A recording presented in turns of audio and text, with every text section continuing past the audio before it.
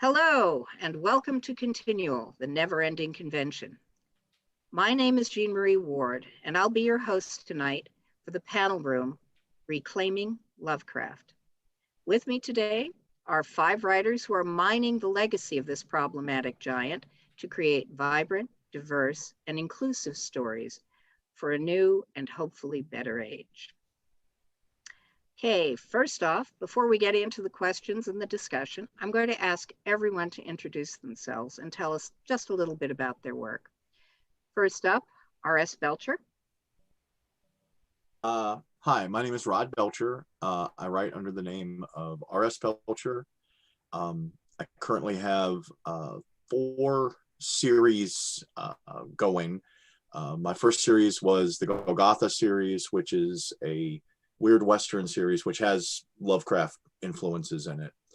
And then I also have another series called the Brotherhood of the Wheel, which is urban fantasy, which also has some Lovecraft influences in it as well. I've been writing, I was writing for journal. I was doing as a journalist and a freelance writer since 2001, and have been currently, I think I have about 10 books out, and a bunch of anthologies that I've been very privileged to work in. And I have a new book in the Golgotha series actually coming out this Thursday. So it would be the 8th, since we're time traveling in this. So yes, we are. But that's pretty much my background. Yes, and congratulations on the new release. Nadia. Thank you. Nadia. Hi, I'm Nadia Bulkin, and I have 1 book out. It's my collection, which is called She Said Destroy. It has a few Lovecraft stories in there as well. I started writing short stories when I was in college because I needed spending money. So that's kind of how I got to where I am now. So yeah, happy to be here. Oh, great. We love having you. Okay. Ruthanna?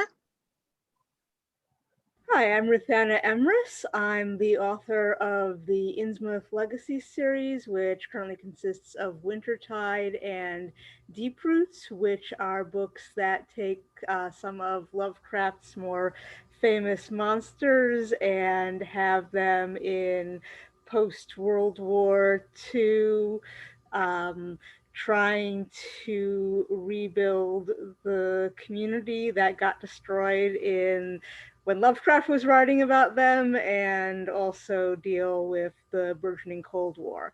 I also co-write with Ann Pillsworth a series of reviews of weird and Lovecraftian short fiction on Tor.com. Up until last month, that was called the Lovecraft Reread because it had started out with literally a reread of every single one of Lovecraft's stories. We just changed it to reading the weird, both to acknowledge that we have long since expanded that and following on recent discussions of exactly how centered Lovecraft should be in discussions of the weird. Mm-hmm. Yes, a big issue. Craig? I'm Craig Lawrence Gidney. I have 4 books out. I guess that I am the one person on this panel that doesn't explicitly write Lovecraftian fiction. It just is considered to be because it deals with color and the Numenus and all that. And so I'm not really influenced by Lovecraft, but sort of been put into that, into the wider weird tradition. Mm-hmm. My novel, A Spectral Hue, has to do with outsider artists and kind of deals with sort of hauntings and the use of art and color to access the divine. Mm-hmm. And I have a cosmic horror story coming out from Tor actually next week that I'm excited congratulations. about. Yes. Yeah. Well, basically, the outsider and cosmic horror are generally considered to be in the purview of Lovecraft. Right. You fit right in here. You certainly do. No apologies needed. Jordan? Hi, I'm Jordan O'Hawk, and I am a trans and queer writer of a bunch of books in different series. But I'm best known for my Lovecraftian influenced Wyborn and Griffin series, which is currently carrying on a spin-off series, Wrath and Ruin. And for all you gamers out here, we actually have a Kickstarter going on that is based on the Widdershins universe of these two series, which is being headed completely by a person of color and trans and queer development team. So that is currently going on Kickstarter when this episode drops. Very cool. Very cool. How did you first encounter Lovecraft? Jordan? Actually, back in the early 90s, I believe it was Ballantine Books, put out a bunch of republication, and they had the Michael Whelan covers on them with the very gray and then the red highlights. And I was like, I don't know who this guy is, but those covers are amazing. So I immediately snatched them up, and I think fortunately for me, I kind of by default started with his least problematic stories, and as I was going along, I was sort of like, this guy has some good ideas, but wow. But that's what really got me into it, was those republishing and just the amazing, back in the day before you could download a 20% sample, from your e-reader, it was like you were just taking a chance. So that's, the covers are really what, the Michael Whelan is what brought me into it. Hey, I know that the visuals are so important with regard to Lovecraft, because of the description of the monsters or how we view them from movies, etc. So that was sort of what drew you in, the visuals. Yeah, basically, the covers caught my interest. I started reading, and then the descriptive language, I think, is what really kind of hooked me, because I was like, oh, this is, he never met an adverb he didn't like. So, and that kind of very, sepulchral and, morbid description. I was a 80s goth, so that definitely kind of like, yeah, this is, my thing. And that kind of kept me reading. Okay. Craig, I noticed that when Jordan said, those Michael Whelan cover books, you immediately started going, yes, yes. Did you encounter Lovecraft that way also? The way I actually encountered it was, and I think Nadia knows the story because I told this earlier this week, that my younger brother was into heavy metal. And for some reason, Lovecraft and heavy metal go together like peanut butter and chocolate. And he happened to have the Whelan books, one of them, laying on his table. And so I picked it up, and I think I read The Outsider. And I loved that. It was so beautiful, and the language was mystical. And, it's one of the stories where the character actually seems to be okay with the fact that they're a freak, as opposed to most of his other stuff. And then the story immediately after that was, and I was petting my cat, Inward Man, and I took the book and threw it across the room. So, and I had to explain to my brother, what happened to his book? Yeah, right. Why it has a cracked spine, and it's because of this. And I never really went back to it, to tell the truth. I began to be interested in the people around him, like Clark Ashton Smith and other people who weren't as virulently racist as he was. Yeah, I was always amazed that somebody as humane as Fritz Leiber traced his literary lineage to Lovecraft. I mean, I was sort of surprised with Robert E. Howard, but, you know, it was like, Liber, really? You know? Right. Because he seemed like, in all of his stories, so much saner, even when he was doing something like Our Lady of Darkness. But yeah. So a question about what did you do when you first hit the stop button? Oops, that's going to come up later. Ruthanna, what was your first encounter with Lovecraft, and what drew you to him? I came to Lovecraft quite sideways. In college, I was hanging out with a group of science fiction fans and role players, and many of the people there were very into Call of Cthulhu and the Illuminatus trilogy, and they had plush Cthulhus, and so I heard the jokes before I came to anything else. Mhm.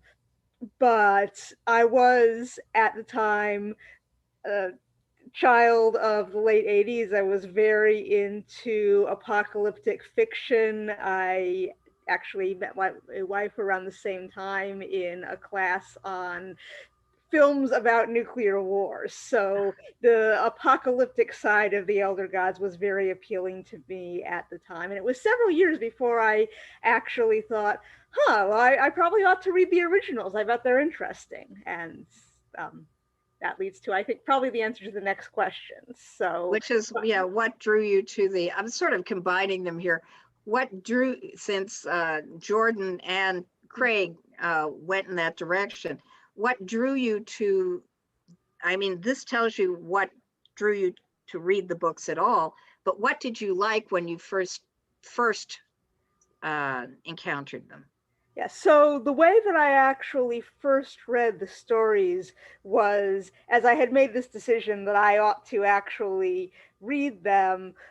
What we did was, while I was making dinner every night, my wife Sarah would read the stories to me, and we would exclaim over the interesting stuff and make fun of the ridiculous stuff and critique the racism and other bigotries, and it was sort of an MST3K setup. But what appealed to me about them is I'm weird. I like Lovecraft's language. I think there's this energy to the absurd vocabulary and the just complete lack of self-consciousness about how everything he's describing is obviously scary, whether it's Cthulhu rising from the depths or this house. It's a century old. Deep time. The fall of civilizations. Gambreled roofs. And so I enjoyed that energy, and it also is legitimately incredibly original stuff.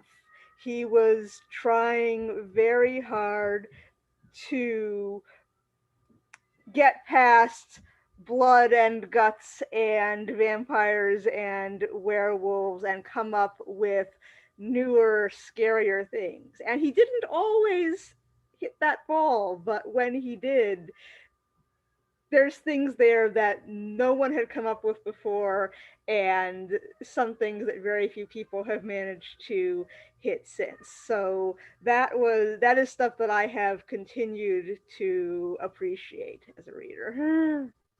I think I've heard him called the poet of dread or something on those orders. Yeah. Nadia, how did you first encounter Lovecraft, and what drew you to him? I'm hearing language. You know, this seems to be a thing. No apologies needed. Anyway, so what my first exposure to Lovecraft was definitely not language.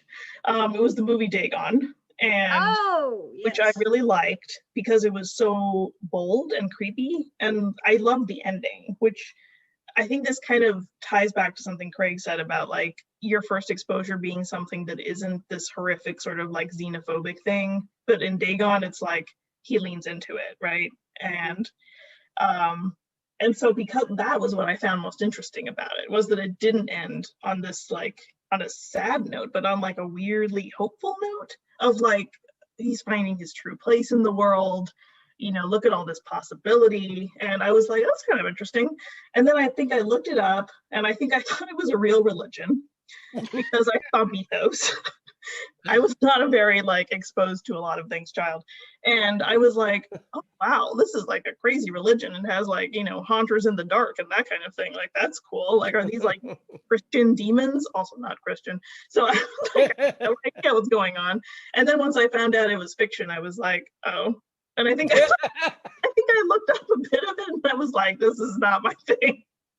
But then I started trying to write, and at the time I was in that mode of like, you write to whatever is being asked of you, like whatever call of submission exists. And this was like in the late 2000s, and Sylvia Moreno Garcia was running this magazine, Innsmouth Free Press, where she had a very explicit, like she had a call once that was like multicultural Lovecraft. And I was like, oh, that sounds kind of interesting. And so I thought, I'll give it a whirl. And so I did. And that's kind of how I got into it, was a sort of a very like molding oneself to what is being asked for in the market. Yeah, that's a very good way to get published. I mean, really, if you can mold yourself to the market. But Dagon actually was part of a real religion. He's a Sumerian god. And there's a reason he's got a fishtail, and it's not evil. It's because that's so true. So true. Yeah, he's just a river god. So yeah. Rod, what was your first encounter with Lovecraft, and what drew you to him, his stories, whatever?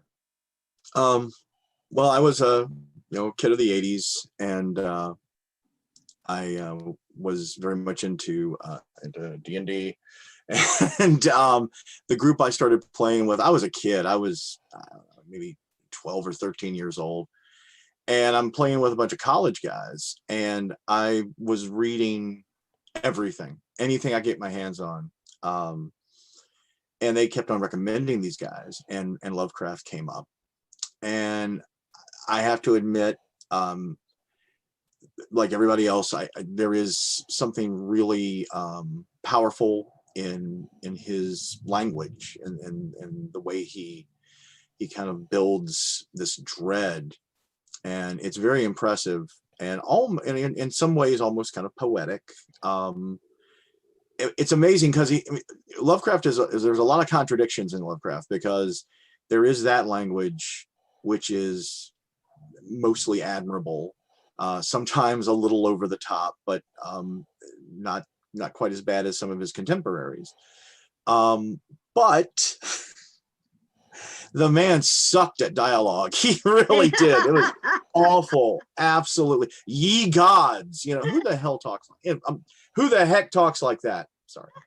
Hell is PG. You can say and it's appropriate in this context. With dialogue in Don't use that language, kids, and don't do crack.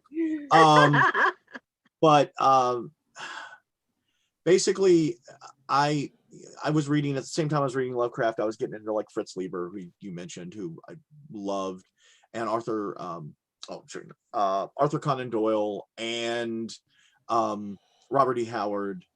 And actually, Lovecraft was kind of my gateway drug to Ambrose Bierce, who I really fell in love with, because I really think he had the same kind of poetic ability to kind of build up this terror and dread. When I knew that I was going to keep reading Lovecraft was one night.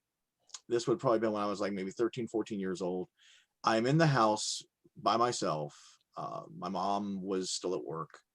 I had every light in the house was out. I had the little light over my bed on, and I'm reading The Color Out of Space. and I'm reading the part where he's describing how the forest and the animals were changing. And it got so immersive that I was reading this and I was really focused on it. And there was a windstorm outside, and this branch banged up against the window right behind my head. And I went, ah! And I threw the book. I literally threw the book and nearly lost control of several bodily functions. All just but that's when I was just like, okay, man, okay, yes, you got some chops. Okay, so because you know a lot of stuff, I don't think I've ever had anything else really kind of hit me that way going forward. But I was really impressed that he could get me that deep into it. Add dialogue or no? No, oh, the dialogue sucks. If you notice, most of his stuff is narrative. It's someone talking to you, and most of Lovecraft stuff is like very little, action. It's mostly just, I went and I was given some papers by this banker, and I read them. And then I fainted. Stunning, you're not going to see what's his name, Michael Bay or whatever, doing a a Lovecraft story unless he like jazzes it up with some car crashes and explosions or something. But I did come to appreciate the language, and I have the same feeling for Clive Barker. Actually, Clive Barker can produce this beautiful, horrific, terrible, poetic language, and that is impressive.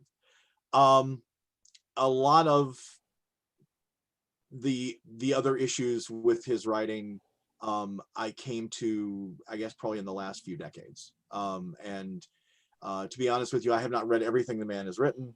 I've read quite a bit of the kind of the, I guess, the classics, but I think that it is unfortunate, but also kind of human that there is that contradiction. I think that he was a very screwed up individual.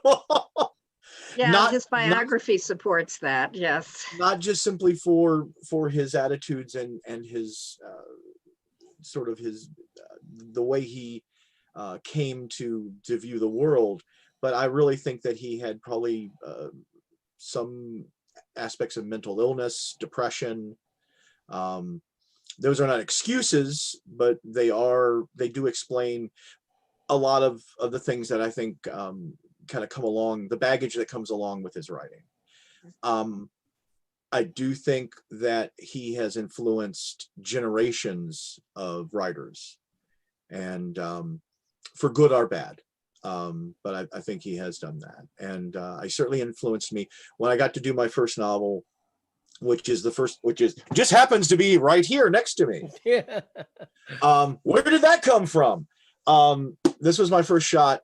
Tor published it. I got very fortunate. I feel like I won the lottery, but they published the first 3 books in the series, and Lovecraft was an influence on. I wanted to write a Western that was the most un-Western Western ever. I have lots of folks in there who are a lot of characters who are people of color. I have the mayor of the town is gay.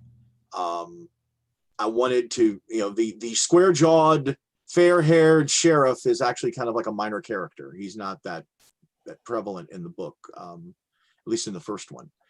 And there is a lot of Lovecraft. There are tentacles, and there's ancient cults and monsters and mind-destroying terrors from beyond time and space. And so the guy definitely influenced my work.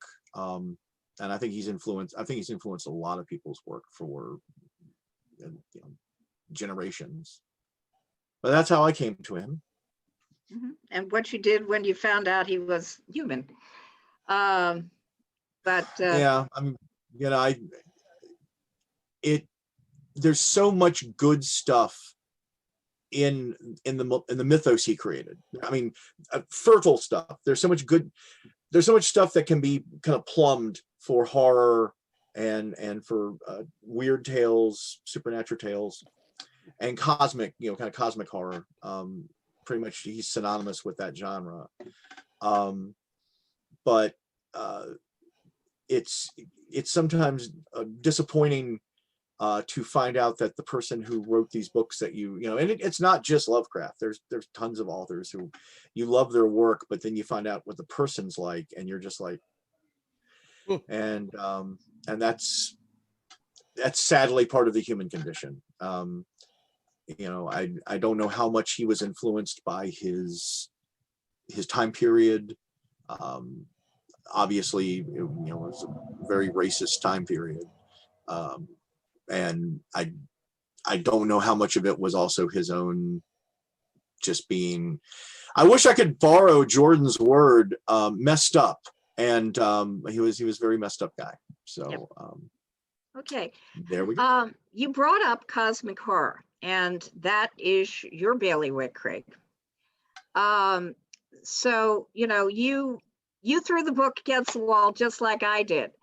When you started to write cosmic horror, did you consciously go towards your memories of or images of Lovecraft, because he's pervasive in the culture, the sci-fi fantasy culture and horror culture, that is, or were you just doing your own thing and people started saying, hey, that sounds like? How did it work for you?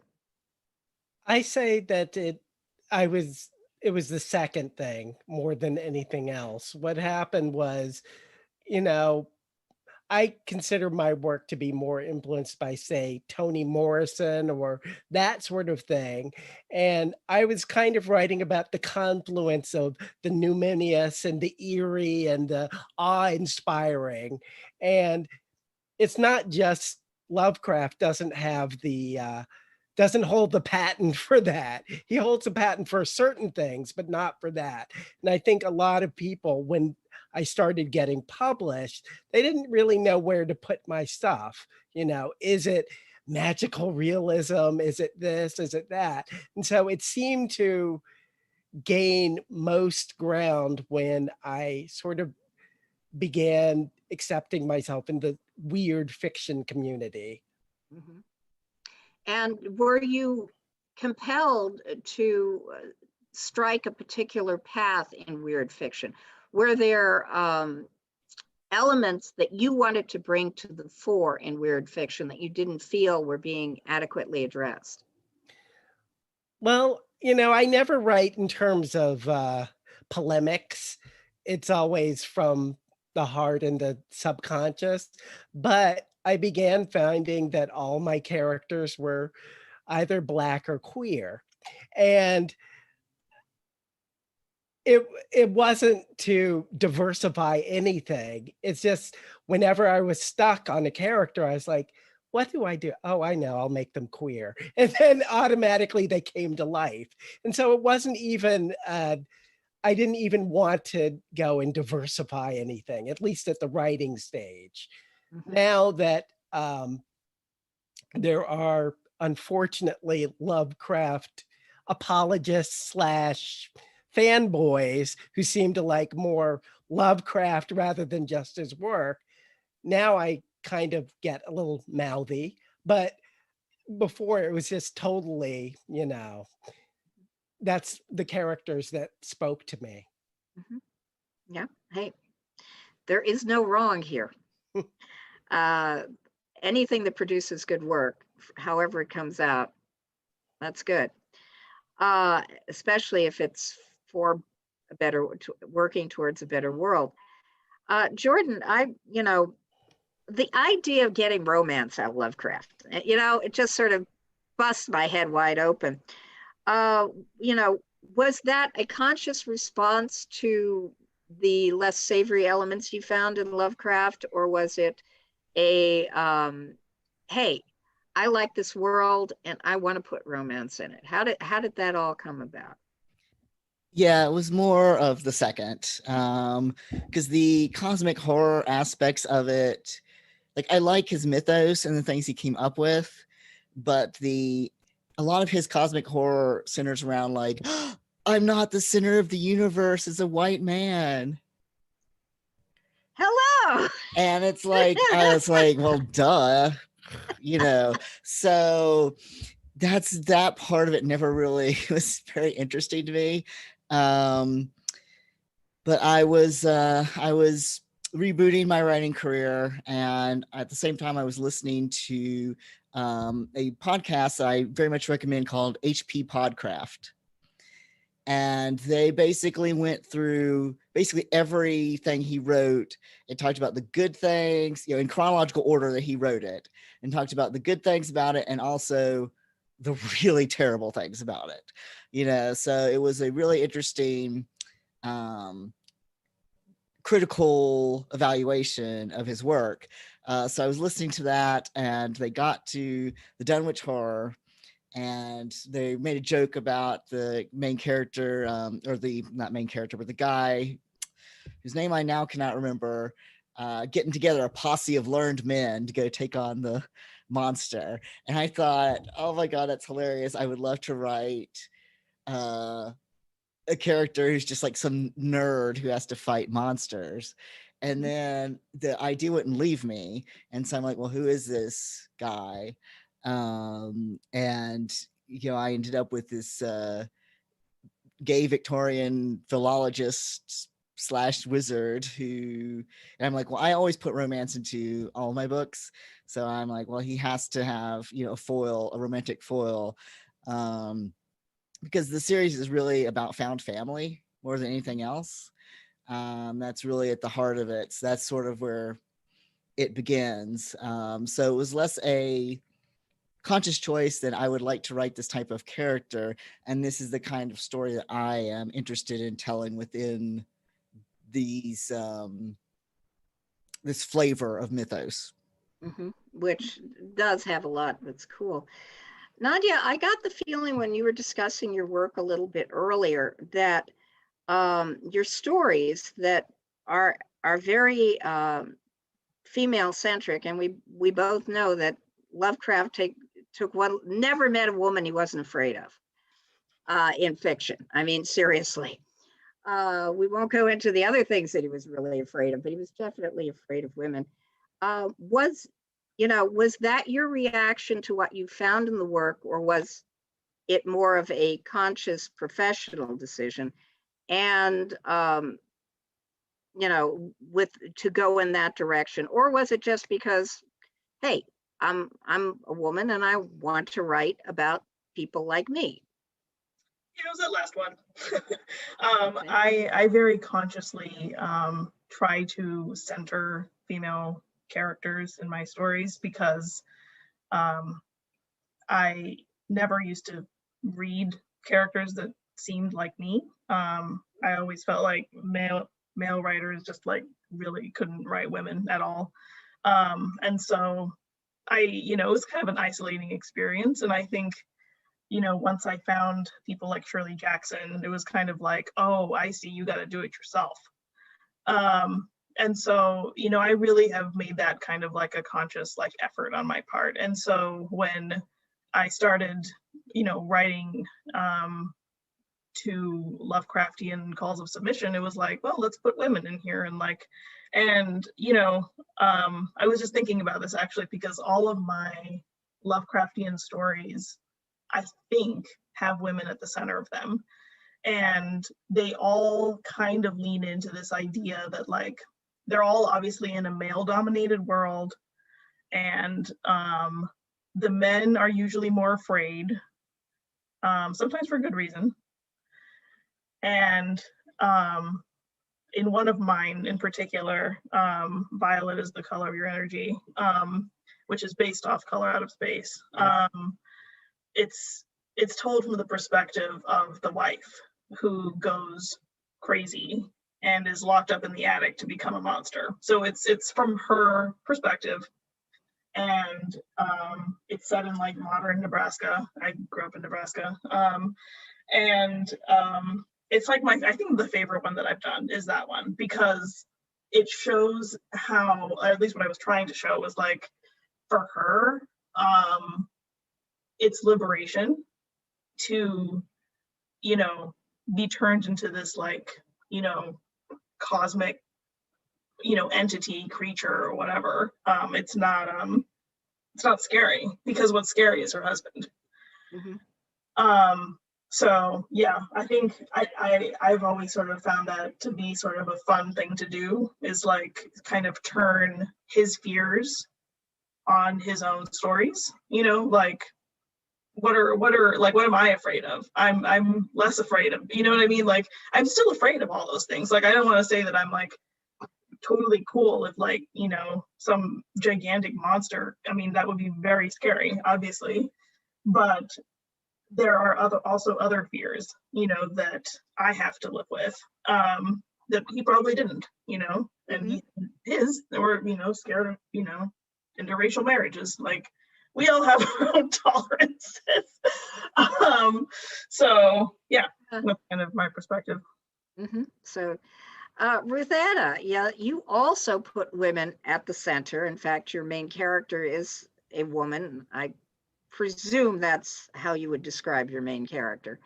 And was this basically a decision to address not just the femininity that Lovecraft was so afraid of, but also his deliberate, shall we say, excision of a large percentage of the world's population by just categorizing them all, you know, as monsters? You know, was that a conscious decision, or did you, like so many of the folks, find that there was something entertaining in the mythos that you wanted to work in a more humanistic fashion, or did it just feel like fun to take all of that crazy and, you know, MST3K it to the max, and it sort of turned into something different? So, like I said a few minutes ago, I started out with my wife reading these stories aloud to me. And the way that the Innsmouth Legacy stories came about was that eventually we got to Shadow over Innsmouth. And it turns out that among all of the information about Lovecraft that I had sort of taken up by osmosis, it had included, you know, his racism, his sexism. I'd seen some of that in other stories. It had not included that this extremely famous story that people talk about and riff off of constantly starts out with a report that this town has been raided by the US government. Everyone's been put in concentration camps. And then the rest of the story is making clear that Lovecraft thinks this was a great idea. It should be reassuring that these people are in concentration camps now. And that was the one that I just could not get my head past. By that point, I was invested enough that it wasn't just throw the book against the wall and forget about it. And one of the things that I find most inspiring is to be angry about a story in a complicated way. And I was really angry at that story. And I sort of stomped around and yelled about it for a while when I posted on my live journal, which tells you when this was. The world probably doesn't need a story about oppressed fish people in concentration camps, right? And everyone said, no, we need this story. And so I wrote the first Aftermarch story, which was terrible and has never been published. And then while I was shopping that around, I wrote Litany of Earth, which was meant to be a sequel to the story, which has at this point never been published and doesn't need to be, that was actually Afra in the concentration camp. So it was her voice that came first. And this was the unpublished story is one that I wrote in, I think, 3 hours of just towering rage at a guy who I couldn't yell at because he was dead. And wasn't it a shame? And so absolutely nothing about that story was like consciously reasoned out. It was, this is the voice that came to me, and this is the personality that feels alive in this situation. And so Aphra is a woman because Aphra is a woman. And then when I was starting to flesh out her world and add other characters, it wasn't, putting together a pie chart, although I feel like one of these days that would be a fun way to write a story, but it was definitely a thought of, okay, I am writing about a fictional axis of oppression. And I know that it drives me nuts when the fictional axis of oppression is the only one that you see. But I'm really interested in intersectionality, and I'm really interested in oppression and bigotry as like psychological phenomena. It's a thing that is very dangerous to me, and I'm frightened of bigots, and I want to know why drives them. Why do they think that way? And exploring it through a dead white racist is relatively safer. Well, you were taking on. I ended up putting people who had other axes of oppression because that was a good way to explore. So what looks the same if you have someone who has certain sorts of power and others? What looks different? What happens when you get people on this fictional axis of having some types of power and oppression in a room with people who have different and more familiar ones? And so I ended up with queer characters and Jewish characters and African American characters and Asian American characters. And some of that also started out because if you put people in a fictional concentration camp in 1928 and they all either die there or are, eventually you get to the point where you get real concentration camps in the US, and at that point it just makes sense for a government that's going into a war to try and be efficient about the whole thing. And so having Japanese American characters in there just followed organically. Yeah, I can see that. And then to add an extra axis of oppression, you were going into the period with the House Un-American Activities Committee, and all of the intersecting axes of oppression, which were quite a few. What was the most surprising aspect of, basically starting with a rage character and suddenly finding yourself in your own universe? What was the most surprising aspect of that process? The thing I can most remember being surprised by is as I was doing the historical research, just bumping into things that have changed so much in the intervening time. And some of those are, deep ways that bigotry plays out. And some of them were just thinking about the ways that societal norms can change so fast. So one of the minor pieces of research I was doing was I got to my first draft and I realized I had not made enough people smokers. So going back in and putting in the smoking, and I asked a friend who was a retired Harvard librarian, they wouldn't have been smoking in the rare book rooms, right? And she said they would have, and it took us 20 years of grandfathering after it was officially not allowed to actually get them to stop. And so it's reassuring in a way to think that things that can be so commonly accepted and so terrible do sometimes change. Yep.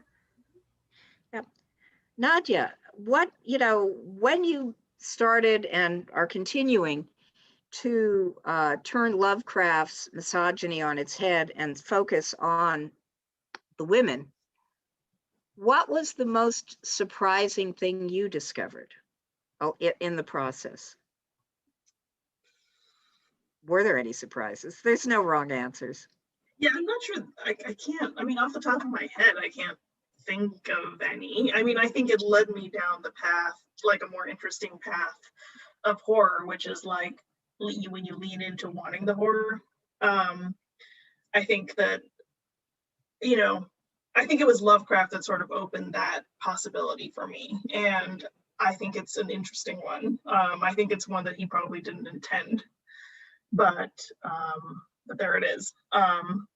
And I mean, somewhat ironically, like, it was actually in the framing, the like intensive sort of like power conscious framing of Lovecraft was how I got like a trunk story to be like sellable, you know.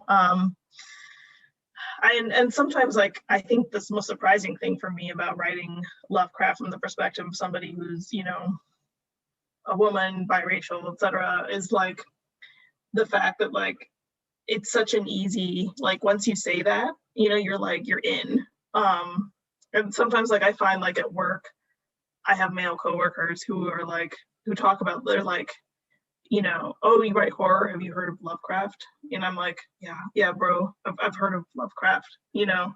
I mean, it's hilarious. And then, I mean, like, there was one time when one tried to sort of be like, tried to like one up his knowledge of Lovecraft. And I'm like, this is not a game you want to play, my friend. Like, so it's, I mean, I feel like the most surprising thing is just kind of like the continued focus and sort of like obsession on Lovecraft. Like, this is the window in, you know, and like, oh my God, I can't believe you're writing Lovecraft. Like, and I'm just kind of like, all right, man. Yeah, mansplaining in the science fictional world, yes. Anyway, Jordan, what for you has been the most surprising thing about working in a Lovecraftian vein, if you will? Honestly, how hungry people are for these stories. I did not have, I was like, okay, I'm writing, Widdershins was the first book. It came out in December of 2012. It had no clear genre. It is set in 1897, but has, you know, paranormal Lovecraftian elements to it, and it's a romance. It's a queer romance. Mm-hmm. So I'm like, this is not, traditional wisdom says this is not something everyone is, you know, clamoring for, but it was really the book of my heart. So I was like, I'm going to write it and just see, you know, what happens. You can do that nowadays. And just how strongly people responded to it. Like, this is to date absolutely the most successful series that I have written by far. And just how much people want this idea where one of the besides found family, which is a big concept, part of that concept is that the series is about the outsiders. Mm-hmm. So just to throw out an example, one of my favorite Lovecraft story probably is At the Mountains of Madness. Mm-hmm. But when I read it and he's like, oh, those Shoggoths were terrible because they rebelled against the people who were literally keeping them enslaved, I'm like, go Shoggoths, you know, like pull their heads off, like, come on, you know, like, it's got a happy ending, for God's sake. It's a Lovecraftian story, has a happy ending whether Lovecraft wanted it to or not. So a lot of it's my stories written from the perspective of, yeah, who is the real monster. And most of the time it is, you know, the humans, you know, the rich, not necessarily rich, but almost always, you know, people who are like doing all this for power. And the idea of is a lot of it is communities of marginalized people coming together and, you know, ultimately saving the world. And that includes the fish people and the, you know, the Shoggoth type gelatinous horrors bonding together. And it's like that people are really receptive to that and to the idea of the found family, and that sometimes that found family has tentacles, and the idea of a long-term bond between people that can lead them to do great things. People are really hungry for that. And I think that's why the series did well. I think that's why the Kickstarter for the RPG is doing well. It's not something that I ever predicted, but people, like I said, people are really hungry for that kind of story, something that, you know, talks about coming together instead of breaking things apart. Yep, it is interesting. There seems to be a never-ending hunger for Lovecraft. Craig, what, when you've sort of made a niche for yourself in cosmic horror, a Lovecraftian genre, if not directly related, what have you found to be the most surprising aspect of your writerly journey in that regard? I'd say like Jordan said, that people are actually interested in reading about marginalized people. I think that when I was growing up, I never saw Black people or queer people or anyone that wasn't sort of like a square jawed wasp type hero. And a lot of times I was not, you know, to tell the truth, when you're growing up, you're just like, oh, well, is that even allowed? And then when I discovered, say, Samuel Delaney or Octavia Butler, my mind was blown wide open and I couldn't shut the door. Um, the other thing that I think is surprising is that how much people like non fiction that doesn't fit in one category or another. That's the one thing. It's neither fish nor fowl. My particular things are, you know, it says on the back of my book that it's a horror book, but I actually don't think it's a horror book. I think it's a book about found family and inspiration. But some people will find that, you know, creepy at the time. Um, so I also think it's surprising at what people take from it too.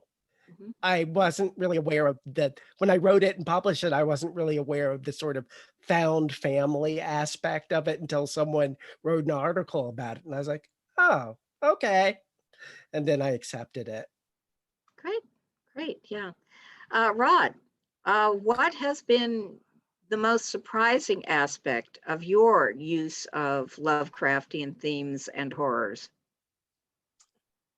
Um, I've been writing notes because I kept hearing things that were jumping out at me that I was very excited to hear about. Some of the things that Nadia and Craig and Jordan were mentioning, I'll maybe make a little note here. The third book in Golgotha is called The Queen of Swords, and it's centered around one of the characters from like the ensemble.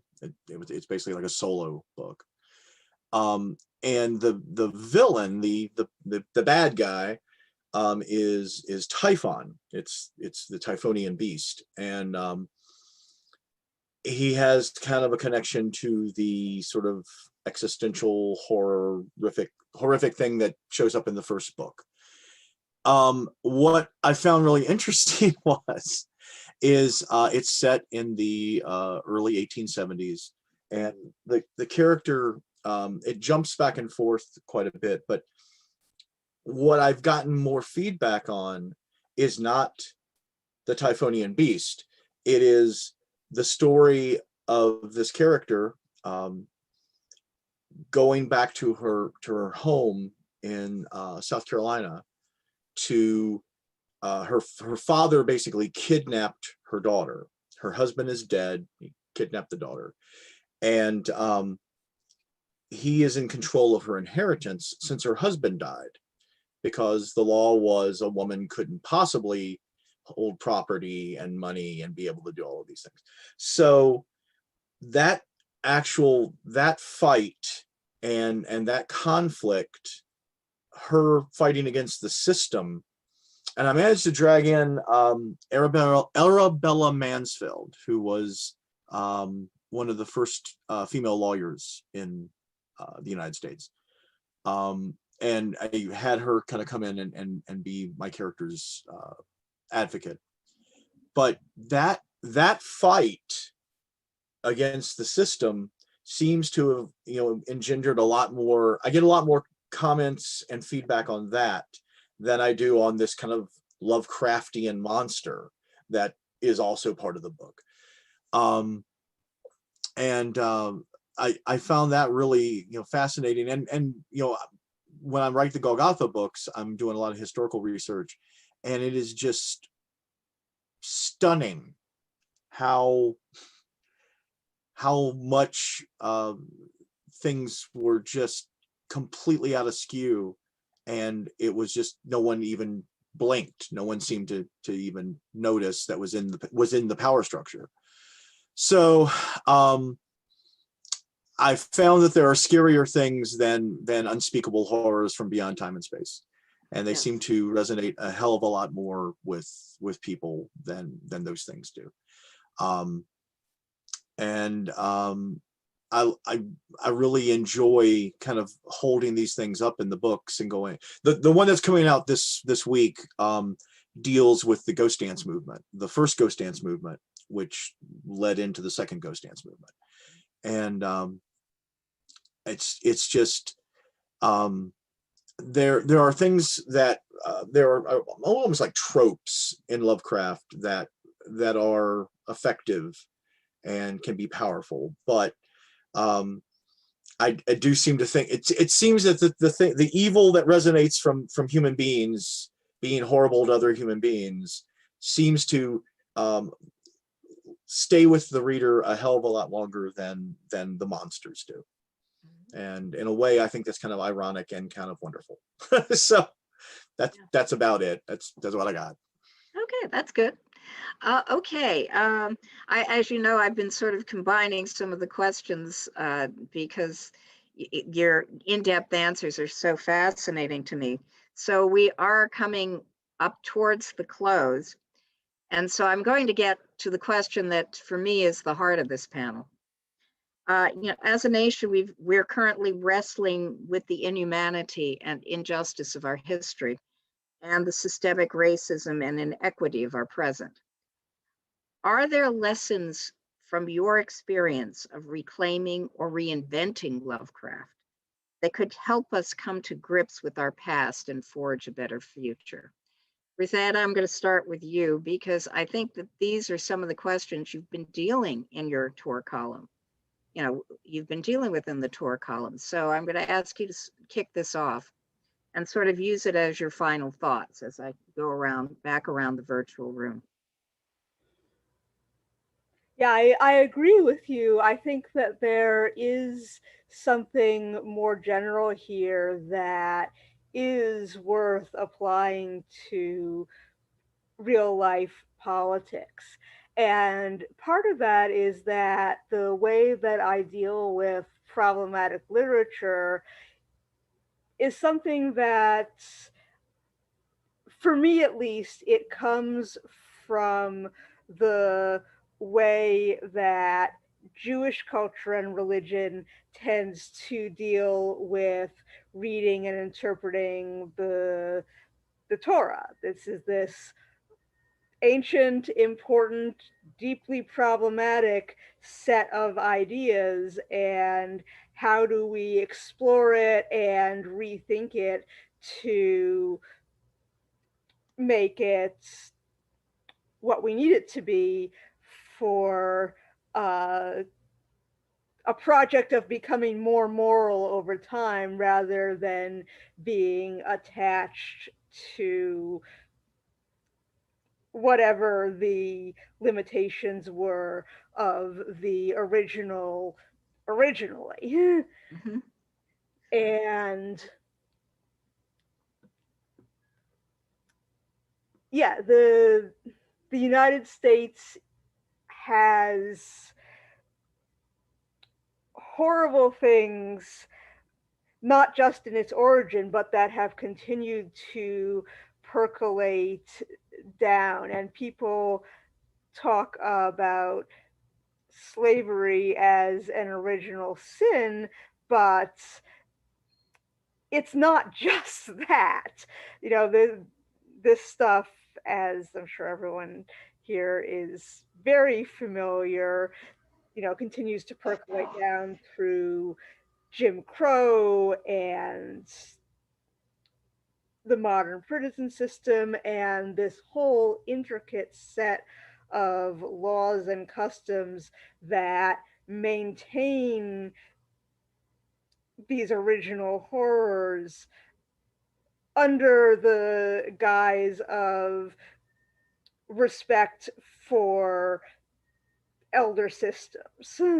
And we do see that same thing in weird fiction, that people are very attached to this idea of originalism and respect for elders, but are using it as an excuse for prejudices and bigotry and racism, sexism, etc., that continue to be very modern things. And for me, part of being someone who engages with this problematic stuff is having a great deal of respect for people who don't want to read Lovecraft, who don't want to, in the middle of being oppressed in the modern US, say, oh, but here are all the good things about it. And the fragility of people who, every time you say word one against Lovecraft, say, you're trying to erase his legacy, really feels very much of a piece with the people who were shocked and horrified when Michelle Obama said that she had just for the first time felt proud to be American. Like, how could an African-American woman say such a thing? How could anyone ever say that they were anything other than proud to be part of this perfect system? And that's not how you make something good. Mm-hmm. So I could probably go on about this for a very long time, and I won't, because I'm sure so could everyone else. But I do think that we do need to think in terms of reclaiming and deconstruction and reconstruction when we try to make something good out of something that started out with such twisted roots, but with things that may be worth building something with. Yes. We want to be worth building something with. That we hope are worth building something with. Yes. Jordan? Well, to give this some context, the name of the first book, Widdershins, is also the name of the town that most of the action, every other book takes place in Widdershins. And there's a reason I made a very deliberate choice to portray, especially at the end in book 11, that the problems are not solved by like a lone hero coming in. Yes, Wyborn is the main character, and we see stuff from his viewpoint for the most part. We also see some from Griffin's viewpoint, but the reclaiming of what the world should be from people who are only interested in their own power and self-aggrandizement is a community effort. Like, it's very, I try to make it very explicit that this is everyone coming together to solve this problem against the people who would, again, only think of themselves. And when I am writing a spin-off series, which the first book, Unhallowed, came out in July, it takes place 8 years after the big battle at the end of Wyborn Griffin series. And I wanted to do that to show the world that they had built. Mm-hmm. So within this town, it is still anchored in 1910 America, but within this town, the world that they fought for to be a more inclusive world and a place where you could be yourself was very much, I wanted to show that they did that they succeeded. So part of it's from the perspective of an outsider coming in expecting things to be very different. And then, in case people have not read the first series, taking them through, well, this is how this world is, because I wanted to show people that you can make a better world, but like no specific person is coming to save you. It's kind of on all of us. And some of us are tentacle monsters to come together and do this. That was a very, very deliberate choice that I made in the series. Okay, cool. Community. Yes. Okay, yes. Craig, what lessons from your experience of working and reinventing cosmic horror do you think are applicable to helping us heal ourselves and improve as a nation? I'm going to actually talk about Lovecraft Country for a Okay. second, because the series that was made out of Matt Ruff's book, Yes. one of the things that it did, I have not been watching it, but I saw the free episode. And one of the things that they did at the first episode, I think that sort of, I don't know if it carries through, but it makes it clear that the laws of Jim Crow, which the Black family have to deal with, were sort of arbitrarily adhered to. Like sundown towns, while real, they weren't a legal thing. You couldn't legally do things like that. But because police officers could do whatever they wanted to do, and they had the power. And that's kind of what we're seeing now, particularly with Black Lives Matters and things, is that a lot of people think, oh, but they're the police. Well, they can lie. And they do frequently. And there's this entire world that, as a person of color, you have to navigate that other people don't have to navigate. And so it by and large is unseen. I've always sort of called racism in many ways as like the monster in It Follows. And if anyone saw that movie, it's this monster that can take the form of anybody, but other people can't see it. And this is kind of what it's like happening now. Now with cell phone cameras, we're now seeing things like, someone saying, I have a gun in my apartment, in my car, and then the police officer immediately shoots the person. Or a kid is playing with a toy gun, and then he gets shot. We're seeing those sorts of split seconds, and how sort of how Blackness is pathologized, and how cruelty sort of against Black people is kind of normalized, because we're obviously the monstrous, the other. So I think that Lovecraft Country is, at least the book, from what I remember, does a good job of explaining that, yes, the systems created by sort of white supremacy are every bit as insidious as monsters. And sort of connecting that to Victor LaVale's The Ballad of Black Tom, which imagines the horror of Red Hook from the viewpoint of an immigrant, is like, Cthulhu or racism? Cthulhu, come on. What is worse? I'd rather that wipe them out than anything else. So I think that's one of the things that you can get from that, and from this sort of reclamation. Another retelling would be, what is her name? Kidge Johnson's The Dream Quest of Velvet Bow is another retelling from a female perspective. And she goes into some interesting places with that. And when you read that, you don't get the dread, you get that it's kind of a beautiful, magical, but dangerous world. And ultimately, the person who, well, I don't want to spoil it, but yeah, it does have a feminist ending to it. Okay, okay. Rod, what do you think? What lessons have you, from your experience of reclaiming and using Lovecraft, could help us come to grips with our past and forge a better future? Craig is a hard act to follow. I'm going to say that right now. He's a hard act to follow. I think this year has chewed up a lot of people.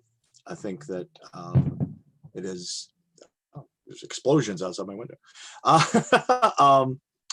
Speaking of bad years, there seems to have been, an awful lot of. It feels very apocalyptic. It feels like things are kind of, the elder the gods sinner's are not waking. holding. Things are falling apart. The sinner cannot hold. And one of the things that I think is a little, one thing I try to keep in mind, I've tried to keep it in mind all year, is there was a book by Alan Moore, and I forget who the artist was that was working with him, but it's basically called Signal to Noise.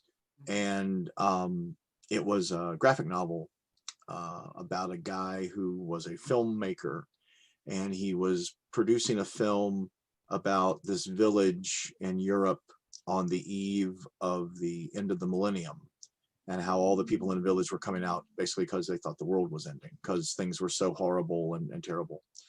And he also, in the course of the book, finds out he has terminal cancer. So he's trying to find some meaning to go forward and finish this piece of art that he's doing when it all seems so pointless to him. And one of the great lines in there is, it's always the end of the world for someone. That, the world is always ending for someone, somewhere. And in a way, this year is a great opportunity for things to get made right that have been wrong. I think that one of the things that's very interesting in Lovecraft is the monster that's going to destroy the world. A lot of times the monster is not defeated. It's simply put off for a little while. And that resolution is usually by individuals. It's not by a government. It's not some secret agency that comes in and saves the day. It's a bunch of woefully inadequate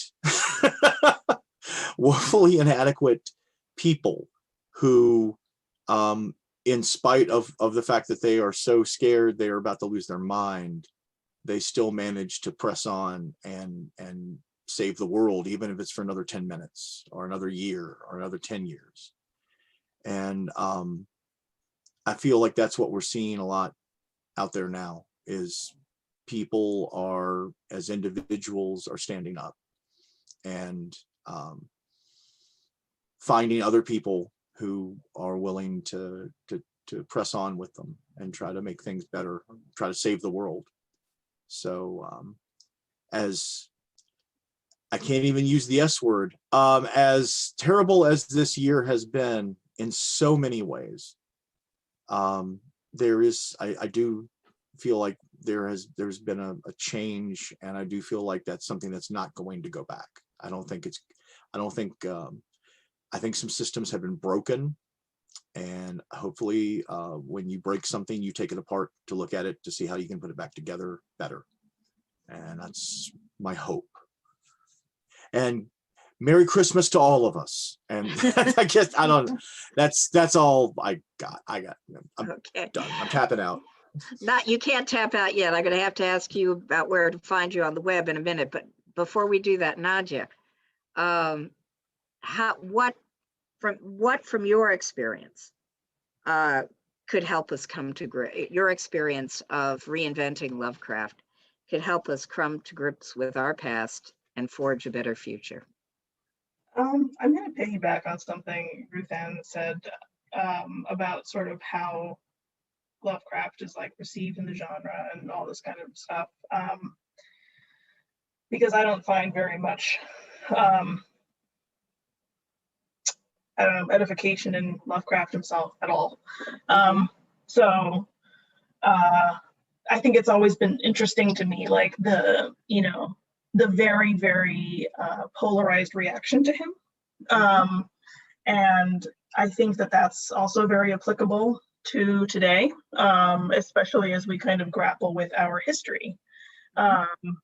I come from sort of a liberal arts background. So for me, when I learned that Lovecraft was this terrible person who had terrible ideas, I was like, okay, well, they all do, like, I mean, really, like that was like not a surprise to me, and I read a lot of post-colonial literature, and half of that is like, was totally racist, but like still has literary value. I mean, that's like the entire thing. That's like the entire Western canon. Right.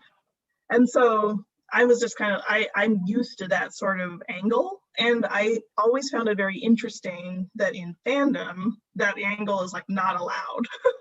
It's either like, you never speak of Lovecraft, he is never, whatever, he is persona non grata, or it's like, he is the god, of all things, and we must never speak ill of him. And I'm just like, this is very strange. Like, and I think that, when we think about our past and founding fathers and, the discussion of like statues being pulled down, for instance, and revising things and, renaming things. I'm not going to get into renaming things because I think that's, complicated.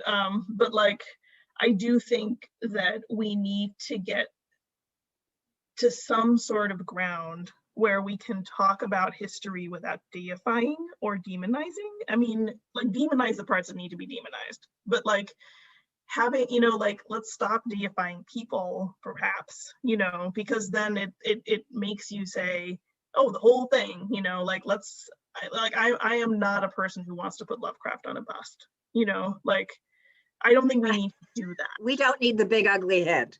I don't think we need the big ugly head. And I think that goes for a lot of, American history. I think we need to know it, because if we don't know it, then how can we possibly, understand where we are now? So, it's interesting to me how much there's this like a struggle to walk that balance. But I think we're going to need to find it, because it's the only way forward. If we just Control Alt Delete, I mean, that doesn't help anybody in like actual life. But it's also like, how are you going to stop that from happening again if you just pretend you're not capable of it? Those who nothing about humanity has fundamentally changed. Yes. Those who do not know history are doomed to repeat it, to quote Santana, I believe it was. But yeah, very good point. All good points.